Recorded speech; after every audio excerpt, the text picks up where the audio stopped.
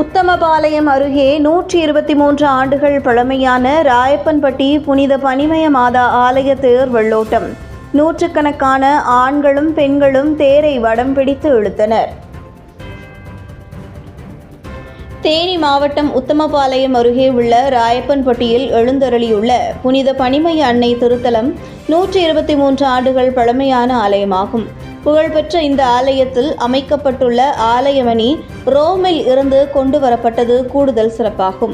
மேலும் பழமை வாய்ந்த இந்த புனித பனிமய மாதா ஆலயத்திற்கு தமிழகத்தில் இருந்து மட்டுமல்லாது வெளி மாவட்டங்கள், வெளி மாநிலங்கள், வெளிநாடுகளில் இருந்தும் ஏராளமான கிறிஸ்தவ இறை மக்களும் சுற்றுலா பயணிகளும் இங்கு வந்து செல்கின்றனர்.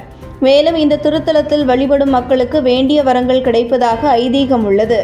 இவ்வாலயம் அமைய பெற்று 100 ஆண்டுகளுக்கு மேலாகிறது.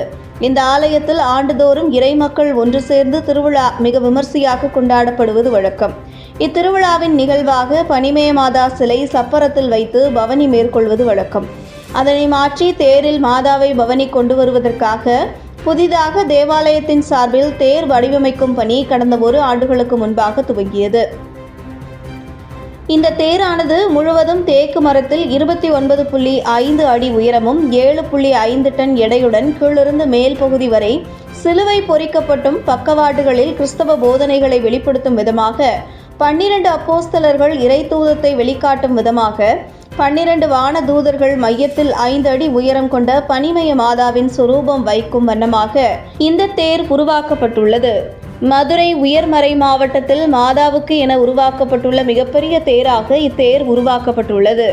இந்த ஆண்டிற்கான திருவிழா அடுத்த மாதம் 9ஆம் தேதி கொடியேற்றத்துடன் துவங்கி 17ஆம் தேதி புனித பனிமய அன்னை திருத்தலம் பெருவிழா நடைபெறவுள்ளது.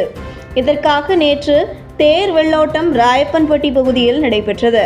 முன்னதாக பங்கு தந்தை ஞானப்பிரகாசம் தலைமையில் சிறப்பு பிரார்த்தனை தேரின் முன்பாக நடத்தப்பட்டு திருத்தேரானது இறைமக்கள் மற்றும் ராயப்பன்பட்டி கிராம கமிட்டி மற்றும் பொதுமக்கள் உள்ளிட்டோர் கலந்து கொண்டு வடம் பிடித்து தேரினை இழுத்து வந்தனர்.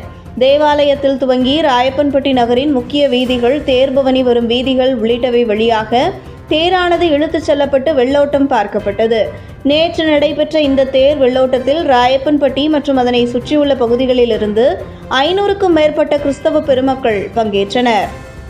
உள்ளூர் தகவல்களை உடனுக்குடன் அறிந்து கொள்ள நமது டைகர் மீடியா சமூக வலைதளங்களை ஃபாலோ செய்யுங்கள்.